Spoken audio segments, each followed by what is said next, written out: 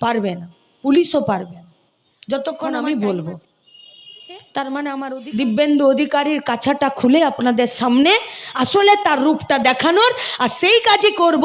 আর এই কাজে যদি কেউ বাধা দেয় তখন আইন আমাকে সুরক্ষা দেবে। সেই আইনটাই পার্লামেন্টে তৈরি হয়, সেই আইনটাই তৈরি করতে যান এমপিরা পার্লামেন্টে।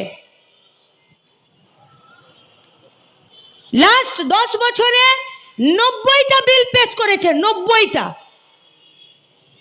ভারতবর্ষের পার্লামেন্টে, সংসদ ভবনে 90টা बिल पेश হয়েছে लास्ट 10 বছরে।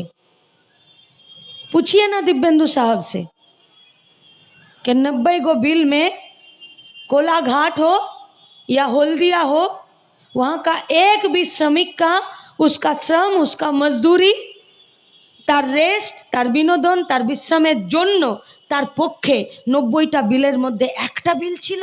একটা ছিল না। একটা বিল পেশ করে লোকসভাতে, এক একটা ছোট ছোট ডিপার্টমেন্ট আছে, তারা বিলের খসড়া তৈরি করে নিয়ে আসে।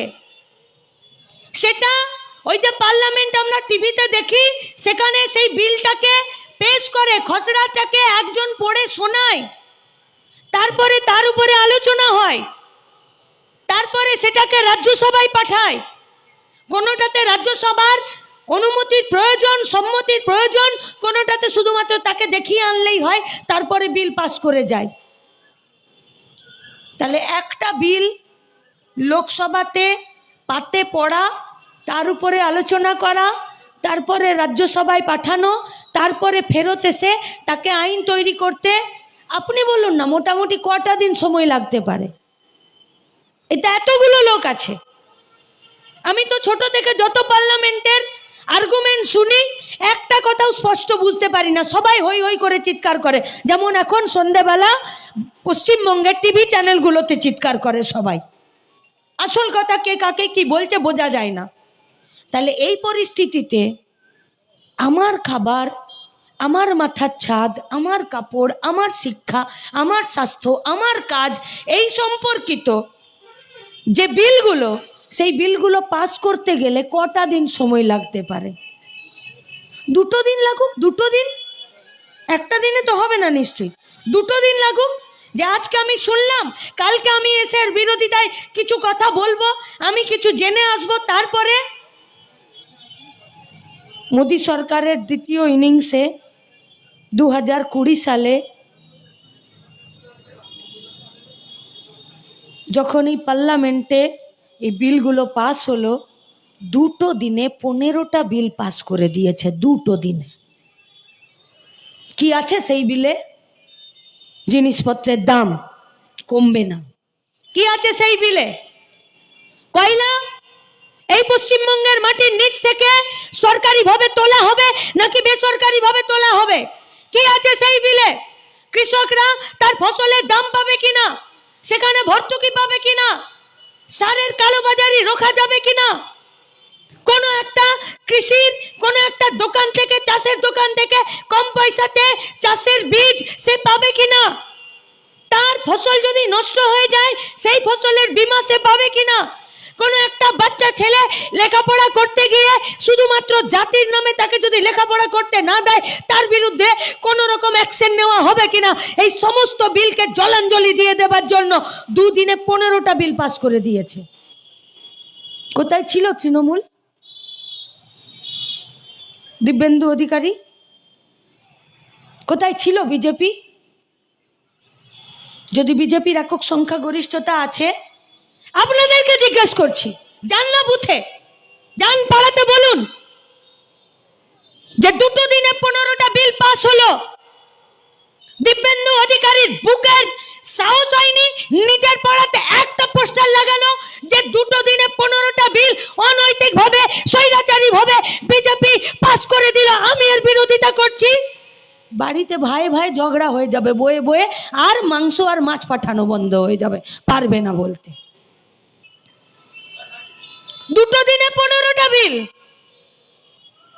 6 মিনিটে 18টা বিল পাস করেছে। 6 মিনিটে মিনিটে 3টে করে বিল পাস করিয়েছে। আরে কোনো একটা কমিটি যদি তৈরি হয়, সেখানে একজন সেক্রেটারি থাকে, তার সঙ্গে একজন সহ সম্পাদক থাকে, একজন চেয়ারম্যান থাকে, তো একজন ভাইস চেয়ারম্যান থাকে। মিউনিসিপ্যালিটিতে, কর্পোরেশনে একজন মেয়র থাকে, তো একজন ডেপুটি মেয়র থাকে। স্পিকার, একটা যদি স্পিকার থাকে পার্লামেন্টে, বিধানসভায়, তাহলে তার সাথে আরেকটা ডেপুটি স্পিকার থাকে। पूछिए दिव्येंदु अधिकारी से और पूछिए शुभेंदु अधिकारी से, লাস্ট 5 বছরে কেন ভারতবর্ষের পার্লামেন্টে ডেপুটি স্পিকার নেই? একটা মাত্র স্পিকার আছে, কেন? এটা গণতন্ত্র বিরোধী নয়? এটা ভারতবর্ষের সংবিধান বিরোধী নয়? কদিন বসলো পার্লামেন্ট? কদিন পার্লামেন্ট কেন বসে? আমি বেঁচে থাকতে পারছি না, আমার পকেটে টাকা নেই, আমি বাজারে গিয়ে জিনিস কিনতে পারছি না। পশ্চিমবঙ্গে 42টা এমপি তৃণমূল আর বিজেপি থেকে জিতে গেছে, নেই লাল ঝান্ডা। পশ্চিমবঙ্গের কোলাঘাটের জন্য, তাপবিদ্যুৎ কেন্দ্রের জন্য, হলদিয়া শিল্পাঞ্চলের জন্য, এখানে যে ফুলের বাজারটা আছে দেউলিয়া, তার জন্য, এখানে যারা চাষিরা আছে তাদের ফসলের দামের জন্য, যে পরিযায়ী শ্রমিকরা আছে তারা এই রাজ্য থেকে বাইরের রাজ্যে চলে যাচ্ছে, তার জন্য। কদিন বসলো পার্লামেন্ট? বসলো না পার্লামেন্ট। বিগত সময়ে যে সময় পার্লামেন্ট বসতো, যদি সেটা ছিল 75%, সেটা 27% পার্লামেন্ট বসেছে। তাহলে পার্লামেন্টে যারা যাচ্ছে তৃণমূল বিজেপির পক্ষ থেকে, তারা আমার আপনার কথা বলতে যাচ্ছে না, তারা মোদি মমতার কাছে জো হুজুরি করতে যাচ্ছে। তাই পার্লামেন্ট মানে আইন তৈরি করার, যে আইন আমার অধিকারকে সুরক্ষা দেবে, যে আইন আমার কাজ, আমার খাবার, আমার সম্মানকে সুরক্ষা দেবে, তার জন্য। সেই পার্লামেন্টার দরজাটায় যদি বন্ধ করে দেয়, তাহলে এত খরচ করে আমার টাকাতে, আপনার টাকাতে ভোট করে এমপি করে দিয়ে পার্লামেন্টে এমপি পাঠানোর প্রয়োজনটা কি? এখানেই লাল ঝান্ডার দরকার, এখানেই লাল ঝান্ডার দরকার। তাই তৃণমূল বিজেপি এরা লাল ঝান্ডাকে ভয় পায়, তাই এরা একসঙ্গে চায় যাতে লাল ঝান্ডা পার্লামেন্টে না বাড়ে। কারণ লাল ঝান্ডা যদি পার্লামেন্টে বাড়ে, লাল ঝান্ডা যদি পার্লামেন্টে থাকে, তাহলে ওদের দম হবে না 6 মিনিটে 18টা বিল পাস করে দিয়ে, আর 2 দিনে 15টা বিল পাস করে দিয়ে আমাদের কাজ, আমাদের কারখানা, আমাদের জিনিসপত্রের দামকে সবকে জলাঞ্জলি দিয়ে দেওয়া।